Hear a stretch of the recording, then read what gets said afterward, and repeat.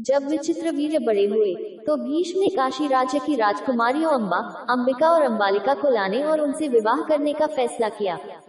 भीष्म राज्य में पहुंचे और शाल से युद्ध किया, उन्हें आसानी से हरा दिया और उन राजकुमारियों पर जीत हासिल की जो स्वयंवर में अपना जीवन साथी चुन रही थी। वह समारोह जहां एक महिला प्रतियोगिता या कार्य आयोजित करके अपने पति को दूल्हे के समूह में से चुनती है और विजेता होती है, राजकुमारी से शादी करता है। शाल या सौबाला साम्राज्य के शासक और अम्बा के प्रेमी शाल ने भीष्म को रोकने का प्रयास किया लेकिन असफल रहे। हस्तिनापुर पहुंचने पर अंबिका और अंबालिका विचित्रवीर्य से शादी करने के लिए सहमत हो गईं, जबकि अम्बा ने भीष्म को शाल के प्रति अपने प्यार के बारे में बताया। उसकी भावनाओं के बारे में जानकर भीष्म ने अम्बा को सौबाला साम्राज्य में भेज दिया। उद्योग पर्व में अम्बा के साथ साथ भीष्म और परशुराम के बीच युद्ध के बारे में भी बताया गया है। जब अम्बा ने शाल से विवाह करने का अनुरोध किया तो उसने ये कहते हुए उसे अस्वीकार कर दिया कि वह स्वयंवर के दौरान पहले ही अपमानित हो चुका है।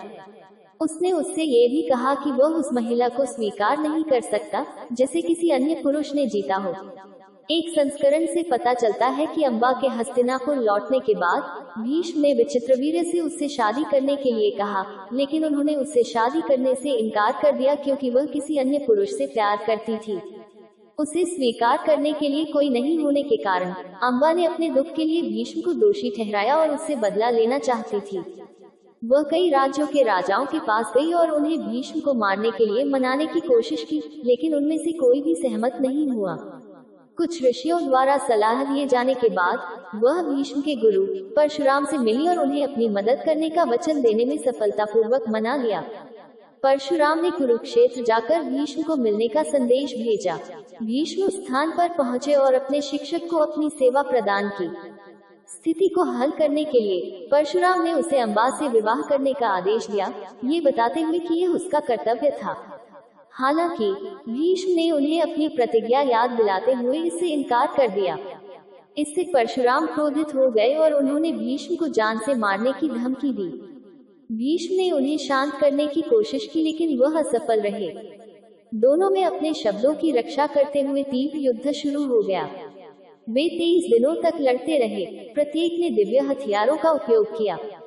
गंगा ने उन्हें रोकने की कोशिश की लेकिन असफल रही।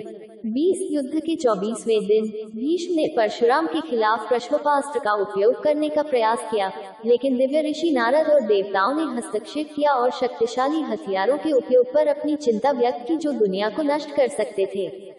परशुराम ने संघर्ष समाप्त कर दिया और युद्ध को गतिरोध घोषित कर दिया गया। घटना के बारे में सुनने के बाद अम्बा ने खुद से बदला लेने का फैसला किया और भगवान शिव को प्रसन्न करने के लिए कठोर तपस्या की। शिव उसके सामने प्रकट हुए और आश्वासन दिया कि वह पुनर्जन्म लेगी और भीष्म की मृत्यु में सहायक बनेगी। संतुष्ट होकर उसने फिर लकड़ियों की चिता बनाए और अपनी जान दे दी। वर्षों बाद उनका पुनर्जन्म पंचाल साम्राज्य के राजा द्रुपद की बेटी शिखंडिनी के रूप में हुआ। विचित्रवीर्य को हस्तिनापुर के राजा के रूप में ताज पहनाया गया और उन्होंने तपेदिक से मरने से पहले कुछ वर्षों तक शासन किया। उनकी कोई संतान नहीं थी और वंश विलुप्त होने के खतरे में था। सत्यवती ने भीष्म को विचित्रवीर्य की विधवाओं से विवाह करने और राजा के रूप में शासन करने या कम से कम एक उत्तराधिकारी पैदा करने के लिए उन्हें गर्भवती करने के लिए राजी किया। हालांकि भीष्म ने प्रस्ताव अस्वीकार कर दिया और उन्हें अपनी प्रतिज्ञा के बारे में बताया।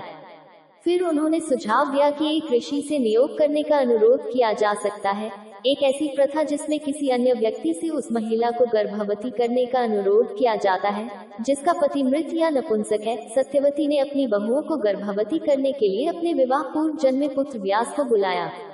24, 25, 26 3 संतानें पैदा हुई। अंबिका से धृतराष्ट्र, अंबालिका से पांडु और दासी से विदुर। भीष्म ने उन्हें प्रशिक्षित किया और उनका